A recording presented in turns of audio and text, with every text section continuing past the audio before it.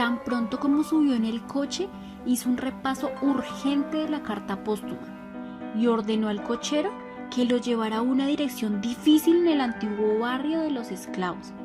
Aquella determinación era tan extraña a sus hábitos que el cochero quiso asegurarse de que no había ningún error. No lo había. La dirección era clara y quien la había escrito tenía motivos de sobra para conocerla muy bien. El doctor Urbino volvió entonces a la primera hoja y se sumergió en aquel manantial de revelaciones indeseables que habrían podido cambiarle la vida, aún a su edad, si hubiera logrado convencerse a sí mismo de que no eran los delirios de un desahuciado. El humor del cielo había empezado a descomponerse desde muy temprano y estaba nublado y fresco, pero no había riesgos de lluvia antes del mediodía. Tratando de encontrar un camino más corto, el cochero se metió por los vericuetos empedrados de la ciudad colonial y tuvo que pararse muchas veces para que el caballo no se espantara con el desorden de los colegios y las congregaciones religiosas que regresaban de la liturgia del Pentecostés. Había guirnaldas de papel en las calles, músicas y flores, y muchachas con sombrillas de colores y volantes de muselina que veían pasar la fiesta desde los balcones. En la plaza de la catedral, donde apenas se distinguía la estatua del Libertador entre las palmeras africanas y las nuevas farolas de globos, había un embotellamiento de automóviles para la salida de la misa, y no quedaba un lugar disponible en el venerable y ruidoso café de la parroquia. El único coche de caballos era el del doctor Urbino, y se distinguía de los muy escasos que iban quedando en la ciudad, porque mantuvo siempre el brillo de la capota de charol y tenía los herrajes de bronce, para que no se los comiera el salitre, y las ruedas y las varas pintadas de rojo, con ribetes dorados, como en las noches de gala de la ópera de Viena. Además, mientras las familias más remilgadas se conformaban con que sus cocheros tuvieran la camisa limpia, él seguía exigiéndole al suyo la librea de terciopelo mustio y la chistera de domador de circo, que además de ser anacrónicas, se tenían como una falta de misericordia en la canícula del Caribe. A pesar de su amor casi maniático por la ciudad y de conocerla mejor que nadie, el doctor Juvenal Urbino había tenido muy pocas veces un motivo como el de aquel domingo para aventurarse sin reticencias en el fragor del antiguo barrio de los esclavos. El cochero tuvo que dar muchas vueltas y preguntar varias veces para encontrar la dirección. El doctor Urbino reconoció de cerca la pesadumbre de las ciénagas, su silencio fatídico, sus ventosidades de ahogado, que tantas madrugadas de insomnio subían hasta su dormitorio revueltas con la fragancia de los jazmines de patio, y que él sentía pasar como un viento de ayer, que nada tenía que ver con su vida. Pero aquella pestilencia tantas veces idealizada por la nostalgia se convirtió en una realidad insoportable. Cuando el coche empezó a dar saltos por el lodazal de las calles donde los gallinazos disputaban los desperdicios del matadero arrastrados por el mar de leva. A diferencia de la ciudad virreinal, cuyas casas eran de mampostería, allí estaban hechas de madera descoloridas y techos de zinc, y la mayoría se asentaban sobre pilotes para que no se metieran las crecientes de los albañales abiertos heredados de los españoles. Todo tenía un aspecto miserable y desamparado, pero de las cantinas sórdidas salía un trueno de música de la parranda sin Dios ni ley del Pentecostés de los pobres. Cuando por fin encontraron la dirección, el coche iba perseguido por pandillas de niños desnudos, que se burlaban de los atavíos teatrales del cochero, y éste tenía que espantarlos con la fusta. El doctor Urbino, preparado para una visita confidencial, comprendió demasiado tarde que no había una candidez más peligrosa que la de su edad. El exterior de la casa sin número no tenía nada que la distinguiera de las menos felices, salvo la ventana con cortinas de encajes y un portón desmontado de alguna iglesia antigua. El cochero hizo sonar la aldana y solo cuando comprobó que era la dirección correcta, ayudó al médico a descender del coche. El portón se había abierto sin ruido y en la penumbra interior estaba una mujer madura, vestida de negro absoluto y con una rosa roja en la oreja. A pesar de sus años, que no eran menos de 40, seguía siendo una mulata altiva, con los ojos dorados y crueles, y el cabello ajustado a la forma del cráneo, como un casco de algodón de hierro. El doctor Urbino no la reconoció, aunque la había visto varias veces entre las nebulosas de las partidas de ajedrez en la oficina del fotógrafo, y en alguna ocasión le había recetado unas papeletas de quinina para las fiebres tercianas. Le tendió la mano y ella se la tomó entre las suyas, menos para saludarlo que para ayudarlo a entrar. La sala tenía el clima y el murmullo invisible de una floresta y estaba atiborrada de muebles y objetos primorosos, cada uno en su sitio natural. El doctor Urbino se acordó sin amargura de la botica de un anticuario de París, el lunes de otoño del siglo anterior y el número 26 en la calle de Montmartre.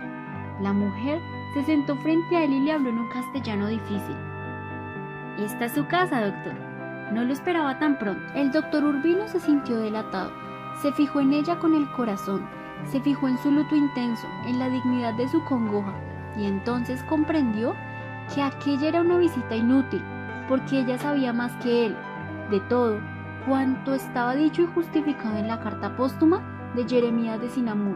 Así, ella lo había acompañado hasta muy pocas horas antes de su muerte, como lo había acompañado durante casi 20 años con una devoción y una ternura sumisa que se parecía demasiado al amor, y sin que nadie lo supiera, en esta soñolienta capital de provincia, donde eran de dominio público hasta los secretos de Estado, se habían conocido en un hospital de caminantes de Port-au-Prince, donde ella había nacido, y él había pasado sus primeros tiempos de fugitivo, y lo siguió hasta aquí un año después para una visita breve, aunque ambos sabían, sin ponerse de acuerdo, que venían a quedarse para siempre.